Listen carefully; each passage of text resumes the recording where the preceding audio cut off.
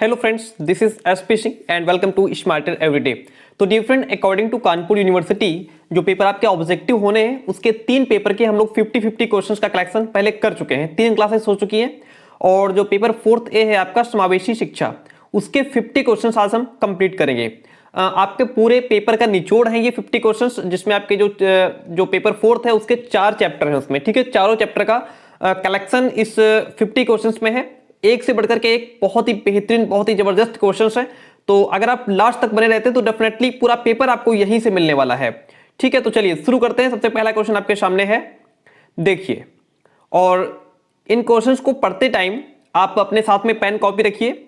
जब तक मैं क्वेश्चंस को रीड करूं तब तक आप अपना जो आंसर है वो टिक कीजिए। इससे आपको पता लगेगा कि आपको कितने क्वेश्चंस आते हैं। चलिए शुरू करते हैं। सबसे पहला क्वेश्चन आपके सामने है, जो बालक शैक्षिक रूप से पिछड़ा हुआ है उनके विषय में कौन सी बात सत्य है? घर व समाज में पिछड़ा है, मानसिक रूप से पिछड़ा हुआ है, पढ़ाई में पिछड़ा है, या फिर इनमें से कोई नहीं। डियर फ्रेंड, मैं पहले बता चुका हूं कि कई बार हमारे क्वेश्चन में ही आंसर होता है। तो क्वेश्चन कहता है कि जो बालक शैक्षिक रूप से पिछड़ा है, यानी कि शिक्षा के क्षेत्र में, है ना, सीधी सी बात है, शिक्षा की बात हो रही है तो फिर पढ़ाई में पिछड़ा हुआ है ना। तो जो बालक शैक्षिक रूप से पिछड़ा है वो पढ़ाई में पिछड़ा है। Option C is the right answer over here. Next one is, शारीरिक रूप में अक्षम बालकों को किस श्रेणी में रखा जाता है? जो बालक शारीरिक रूप से अक्षम है, क्वेश्चन में ही आंसर है आपका। तो अगर किसी बालक को शरीर में प्रॉब्लम है तो वह पिछड़ा बालक कहलाएगा, समस्यात्मक बालक होगा, कठोर होगा, या फिर विकलांग होगा। जाहिर सी बात है, जो बालक जिसके शरीर में प्रॉब्लम है वो विकलांग बालक कहलाएगा। क्या कहेगा? विकलांग बालक कहलाएगा। Option D is the right answer over here. चलिए आगे बढ़ जाते हैं। थर्ड क्वेश्चन आपके सामने है, विशिष्ट बालकों की श्रेणी में जिन स्टूडेंट्स ने पहले मैंने चैप्टर वाइज क्वेश्चंस करवाए हैं, जिन्होंने उनको पढ़ा होगा उनको ढेर सारे क्वेश्चंस में देखने को मिलेंगे। विशिष्ट बालकों की श्रेणी में कौन आते हैं? प्रतिभाशाली बालक, समस्या बालक, पिछड़े बालक, या फिर ये सभी? यहाँ पे बात हो रही है विशिष्ट बालकों की श्रेणी में। तो विशिष्ट में तो हमारे वही जो प्रतिभाशाली हैं, समस्या हैं, पिछड़े हैं, या विकलांग हैं, या दृष्टिबाधित हैं, श्रवण बाधित हैं, ये सारे हमारे विशिष्ट बालक में आते हैं। तो यहाँ पे ये सभी is the right answer over here. ठीक है, चलिए नेक्स्ट क्वेश्चन आपके सामने है, बालकों के अपराध की ओर अग्रसर होने का कारण क्या है? बालक दिन प्रतिदिन अपराध की ओर क्यों बढ़ रहे हैं? उसका क्या कारण हो सकता है? परिवार बड़ा है इसलिए, वातावरण दूषित है इसलिए, पक्षपातपूर्ण व्यवहार किया जाता है बालकों के साथ, या फिर असाक्षरता, यानी कि जो है शिक्षापूर्ण तरीके से लोगों तक, घर घर जन जन तक नहीं पहुंच पा रही है, ये कारण है। तो यहां पे सबसे बड़ी बात यह है कि आज का जो वातावरण है, जो एटमॉस्फेयर है, वो दिन प्रतिदिन गंदा होता जा रहा है, दूषित होता जा रहा है, जिस कारण बालक अपराध की ओर बढ़ते जा रहे हैं। निम्न में कौन सा विशिष्ट बालकों का प्रकार नहीं माना जाता है? इसमें कौन से बालक हैं जो विशिष्ट नहीं है? धीमी गति से बोलने वाला बालक, सृजनशील बालक, शारीरिक रूप से विकलांग बालक, या फिर साधन संपन्न बालक? बात हो रही है विशिष्ट बालकों के प्रकार की। धीमी गति से जो बालक बोलता है वह भी विशिष्ट में आएगा। प्रतिभाशाली सृजनशील बालक है वह भी विशिष्ट में आएगा। शारीरिक रूप से विकलांग है वह भी विशिष्ट में आएगा। लेकिन अगर कोई बालक हमारा साधन संपन्न बालक है तो वह विशिष्ट में नहीं आएगा, क्योंकि उसके साधन संपन्न से इसमें क्या लेना देना है ना। सो बालकों का प्रकार नहीं माना जाता साधन संपन्न बालक। Okay, D1 is the right answer over here. आगे बढ़ जाते हैं क्वेश्चन नंबर 6 की तरफ। हस्तशिल्प शिक्षा किसको दी जाती है? प्रतिभाशाली को, सृजनशील बच्चों को, पिछड़े हुए बच्चों को, या फिर अपराधी बच्चों को? तो जो हस्तशिल्प शिक्षा है वे हमें किसको देते हैं? पिछड़े हुए बच्चों को हस्तशिल्प शिक्षा दी जाती है। ठीक है, ओके, इतनी बात क्लियर हुई। 7th वन क्वेश्चन कहता है, समावेशी शिक्षा मानती है कि हमें डैश को बदलना चाहिए डैश को फिट करने के लिए। किसको फिट करने के लिए? समावेशी शिक्षा मानती है कि हमें बदलना चाहिए। किसको बदलना चाहिए? आप बच्चे को बदलेंगे या सिस्टम को बदलेंगे? प्यारे दोस्तों, हम कभी भी बच्चे को नहीं बदलेंगे, हम अपने सिस्टम को बदलेंगे। अगर हमारे विद्यालय में बच्चे फेल होते हैं, इसका मतलब है कि बच्चों में कोई कमी नहीं है, हम बच्चों को दोष नहीं दे सकते। इसका मतलब है कि हमारा सिस्टम खराब है, हमारी जो प्रक्रिया है, जो प्रोसेस है, जो भी कुछ मेथड है वो हमारा गलत है, हमारे अंदर सारी कमियां हैं, बच्चे के अंदर कोई कमी नहीं है। इस बात को हमेशा ध्यान रखना, यानी कि हम बच्चे के पक्ष में जाएंगे। तो समावेशी शिक्षा मानती है कि हम अपने सिस्टम को बदलेंगे बच्चे को फिट करने के लिए, है ना। पर्यावरण तो आप बदल नहीं सकते भैया, बच्चे को हम बदलेंगे नहीं, यहां भी बच्चे को नहीं बदलेंगे, तो फिर ऑप्शन बी हमारे सामने बचता है, जो कि राइट हो जाता है। समावेशी शिक्षा में शिक्षक की कौन सी विशेषता सबसे कम महत्वपूर्ण है? सबसे कम महत्वपूर्ण, बच्चों के प्रति संवेदनशीलता, ये तो महत्वपूर्ण है, तो बहुत महत्वपूर्ण है। छात्रों के लिए धैर्य और स्नेह, ये भी बहुत महत्वपूर्ण है। छात्रों की अक्षमताओं का ज्ञान होना भी बहुत आवश्यक है। अगर बालक की कमियों, अक्षमताओं का ज्ञान नहीं होगा तो हम बच्चे को बेहतर कैसे सिखा सकते हैं? ये तीनों बहुत ही इंपॉर्टेंट जो है विशेषताएं हैं, लेकिन पूछ रहा है सबसे कम महत्वपूर्ण, तो यहाँ पे शिक्षक की सामाजिक आर्थिक स्थिति से बच्चों को कोई लेना देना नहीं है, शिक्षा को कोई लेना देना नहीं है, उसकी सामाजिक आर्थिक स्थिति चाहे जैसी हो, इसलिए ये सबसे कम महत्वपूर्ण बन जाता है। 9th वन क्वेश्चन कहता है समावेशी शिक्षा की व्यवस्था की जाती है किसके लिए? सामान्य बालकों के लिए, विशिष्ट बालकों के लिए, दोनों प्रकार के लिए, या फिर किसी के लिए नहीं? तो समावेशी शिक्षा, बार बार बात हो रही है, समावेशी शिक्षा की व्यवस्था विशिष्ट बालकों के लिए की जाती है। ठीक है, विशिष्ट बालक प्रतिभाशाली, सृजनशील और दृष्टिबाधित, श्रवण बाधित, विकलांग, ये सारे। समावेशी शिक्षा के प्रवर्तक कौन थे? पहली क्लास में हमने बताया था। तो समावेशी शिक्षा के प्रवर्तक कौन है? इटॉर्ड है। कौन है? इटॉर्ड। Option B is the right answer over here. Dyslexia, कितनी बार इस क्वेश्चन को हम रिपीट कर चुके हैं। डिसलेक्सिया किससे संबंधित है? तो जाहिर सी बात है कि डिसलेक्सिया हमारा पठन विकार, जिस बच्चे को पढ़ने में दिक्कत होती है उसको डिसलेक्सिया। ये क्वेश्चन मैं इसलिए रिपीट कर रहा हूं बार बार क्योंकि ये टेट, सीटेट, सुपर टेट हर जगह इस क्वेश्चन से रिलेटेड एक क्वेश्चन आपको जरूर देखने को मिलेगा। जिस बच्चे को डिसलेक्सिया होती है वो बी को डी पढ़ सकता है और गॉड को डॉग पढ़ सकता है ना, और उसको, ठीक है, ऐसे कई वर्ड्स जिनमें वो डिफरेंस नहीं कर पाता है। बुद्धि लब्धि की अवधारणा दी गई थी गेल्टॉन के द्वारा, बिने के द्वारा, स्टर्न के द्वारा, टर्मन के द्वारा। तो बुद्धि लब्धि की अवधारणा किसके द्वारा दी गई थी? बिने के द्वारा। किसके द्वारा? बिने के द्वारा दी गई थी। निःशक्त बच्चों की शिक्षा के लिए प्रावधान किया जा सकता है समावेशी शिक्षा के द्वारा, मुख्य धारा में डाल करके, समाकलन के द्वारा, या फिर उपयुक्त में से कोई नहीं। 4 ऑप्शन आपके सामने है, बताइए राइट इसमें क्या होगा? तो सीधी सी बात है, निःशक्त बच्चों की शिक्षा के लिए जो प्रावधान है वह समावेशित शिक्षा के द्वारा किया जा सकता है।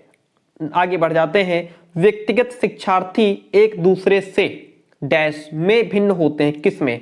विकास के क्रम में, यानी कि डेवलपमेंट के सीक्वेंस में, विकास की सामान्य क्षमता में, वृद्धि एवं विकास के सिद्धांतों में, या फिर विकास की दर में। तो जो व्यक्तिगत शिक्षार्थी की बात हो रही है वो एक दूसरे से किस में भिन्न होते हैं? विकास की दर में। किसी में विकास तेज होगा, किसी में धीमा होगा। ठीक है, विकास कोई निश्चित दर से नहीं होता है।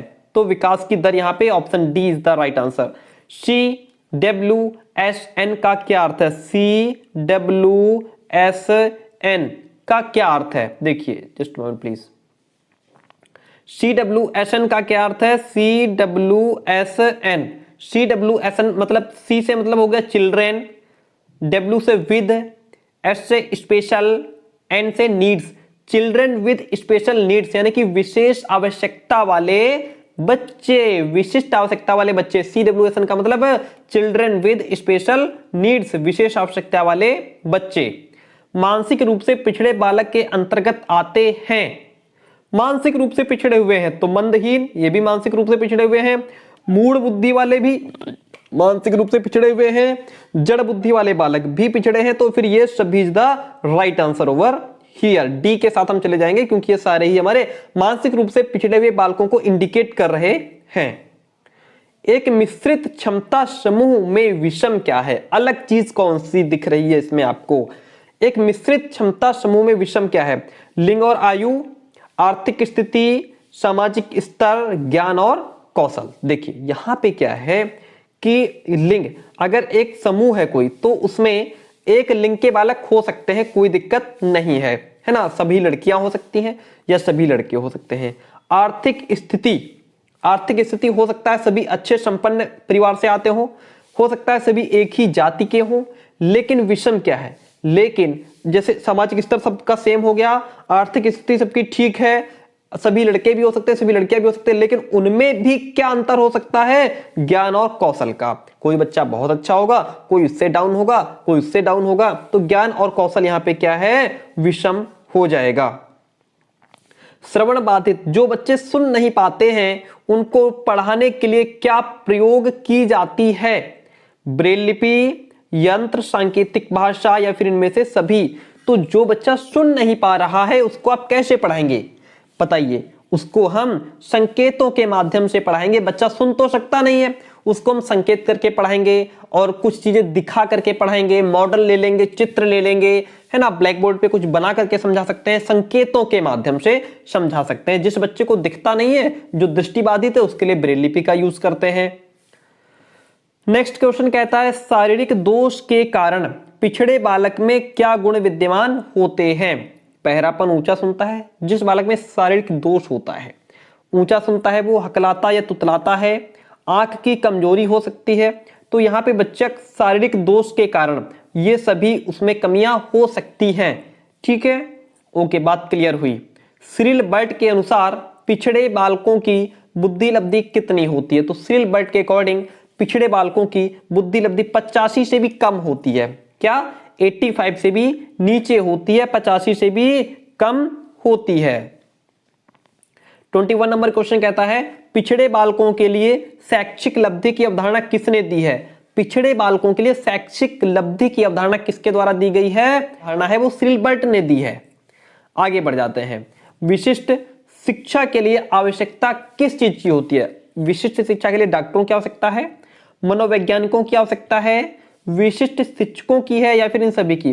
तो जाहिर सी बात है हमें बच्चों को विशिष्ट शिक्षा देनी है तो विशिष्ट शिक्षकों की जरूरत पड़ेगी। विशेष शिक्षा के लिए विशेष शिक्षकों की भी है तो आवश्यकता होगी। विशेष शिक्षा का मुख्य उद्देश्य क्या नहीं है, क्वेश्चन को देखिए, मुख्य उद्देश्य क्या नहीं है।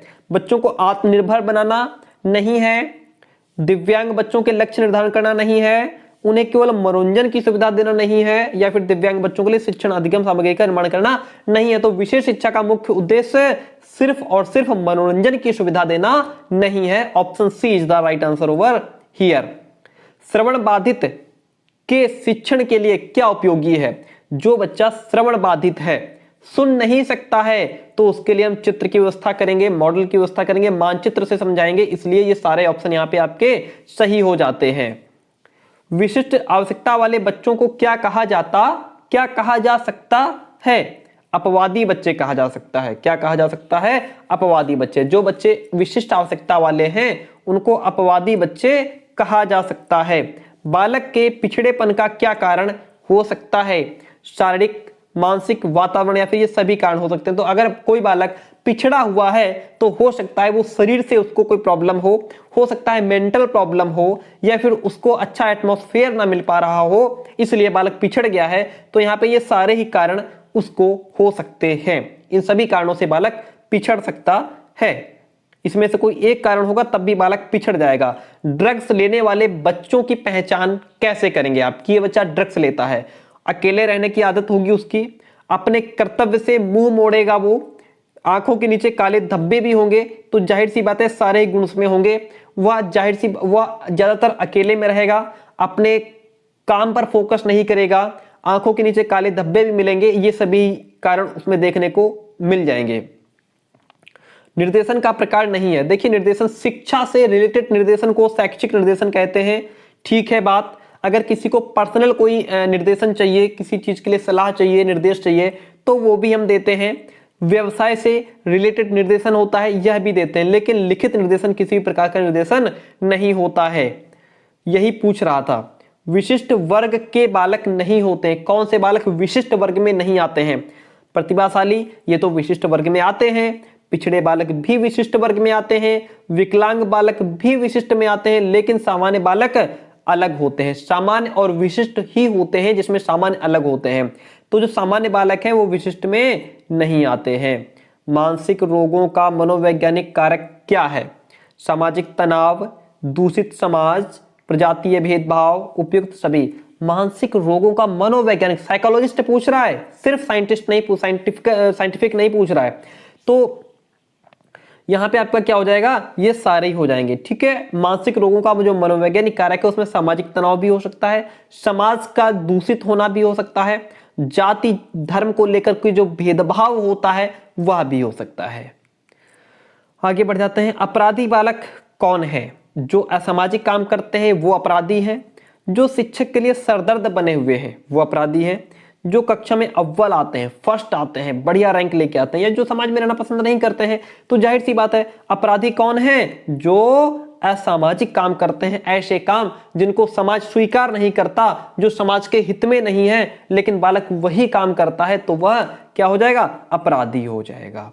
पाठ्यक्रम की रचना की जाती है किसके आधार पे? जाहिर सी बात है पाठ्यक्रम की रचना किसके आधार पे की जाती है? उद्देश्यों के आधार पर। यह देखा जाता है कि बालकों का उद्देश्य क्या है ना, उसी के हिसाब से सिलेबस को क्रिएट किया जाता है, बनाया जाता है। समावेशी कक्षा का अर्जित चर क्या है? शिक्षक, छात्र, वातावरण या फिर पाठ्यचर्या। तो यहाँ पे जो छात्र है वह समावेशी शिक्षा का एक अर्जित चर कहलाता है। प्रतिभाशाली बालक की बुद्धि लब्धि कितनी होती है? उसका आईक्यू लेवल कितना होता है? 110 से अधिक होता है, 140 से अधिक होता है, 90 से अधिक या फिर 120 से अधिक होता है। तो जो बालक प्रतिभाशाली है उसकी बुद्धि लब्धि कितनी होगी? 140 से अधिक। उसका आईक्यू लेवल कितना होगा? 140 से अधिक होगा। Option B is the right answer over here. परिवार में अक्षम बालक को मिलना चाहिए, क्या मिलना चाहिए? जो डिसीजंस हो उसमें उसका पार्टिसिपेट होना चाहिए, उसको प्यार सम्मान मिलना चाहिए, उसको मानसिक तौर पर भी मजबूती मिलनी चाहिए। तो फिर ये सभी परिवार में जो अक्षम बालक है ना, एक तो वो पहले ही प्रॉब्लम में है, वो अक्षम है, तो उसको ये सभी चीजें मिलनी चाहिए। आगे बढ़ जाते हैं नेक्स्ट क्वेश्चन की तरफ। समावेशी शिक्षा के शिक्षक की कौन सी भूमिका नहीं है? प्रत्येक बालक हेतु विशिष्ट पाठ्यक्रम का विकास करना उसकी भूमिका है कि नहीं है? पाठ्यक्रम का क्रियान्वयन करना, अभिभावकों से इंटरेक्शन बना के रखना, निर्देशन और परामर्श सेवाएं प्राप्त करना। तो ऐसा नहीं कि जो समावेशी शिक्षा का शिक्षक है वह हर बालक के लिए अलग अलग पाठ्यक्रम को तैयार करे। ठीक है, तो यहाँ पे प्रत्येक बालक हेतु विशिष्ट पाठ्यक्रम का विकास करना समावेशी शिक्षक का जो रोल नहीं है। बालक के वंचित होने का सर्वप्रमुख उत्तरदायित्व किस पर होता है? यहाँ पे पूछ रहा है सर्वप्रमुख उत्तरदायित्व किसका होता है? माता पिता पर होता है, शिक्षक पर होता है, समाज पर या पड़ोसी पर? तो बालक अगर किसी कारण वंचित हुआ है तो पहला जो उसका रिस्पॉन्सिबिलिटी जाएगी वो उसके माता पिता पर जाएगी। शारीरिक रूप से अक्षम बालकों को किस श्रेणी में रखा जाता है? प्रतिभाशाली, दिव्यांग, समस्यात्मक या पिछड़े? तो जो बालक शारीरिक रूप से अक्षम है, शारीरिक रूप से उसको समस्या है ना, तो जाहिर सी बात है कि वो हमारा किस में जाएगा? दिव्यांग में चला जाएगा। ठीक है, दिव्यांग, या इसकी जगह पे विकलांग लिखा होता तो हम विकलांग को टिक कर देते। समावेशी शिक्षा का पाठ्यक्रम कैसा होना चाहिए? सभी के लिए एक समान होना चाहिए, स्थिर बृहद, लचीला, प्रत्येक छात्र के लिए अलग होना चाहिए। तो यहाँ पे समावेशी शिक्षा का सिलेबस लचीला होना चाहिए, जरूरत पड़ने पर उसमें हम बढ़ा घटा सकें। समेकित कक्षा में केंद्रीय भूमिका किसकी है? माता पिता की, शिक्षक, पाठ्यक्रम सहपाठी? तो यहाँ पे जो शिक्षक है वह सेंटर में रखा जाता है, यानी कि समेकित शिक्षा में केंद्रीय भूमिका शिक्षक की होती है। सामान्य बच्चे की बुद्धि लब्धि कितनी होती है? सामान्य बच्चे की बुद्धि लब्धि 90 से 100 होती है। कितनी होती है? 90 से 100 होती है। यहाँ पे 91 से 100 भी लिखा हो सकता था। समावेशी शिक्षा का क्या महत्व है? छात्रों में सहनशीलता के गुणों का विकास हो, बात सही है, छात्रों में सहनशीलता का गुणों का विकास होना चाहिए। दूसरों के व्यक्तित्व के सम्मान की भावना होनी चाहिए, दूसरा जो सामने वाला है उसके व्यक्तित्व के सम्मान की भावना होनी चाहिए। मानव संसाधन का सही निर्माण हो। तो उपरोक्त सभी। समावेशी शिक्षा का क्या महत्व है? उपरोक्त सभी। समावेशी शिक्षा के विकास के लिए कौन कौन से बच्चों को शिक्षा की हद में ले सकते हैं?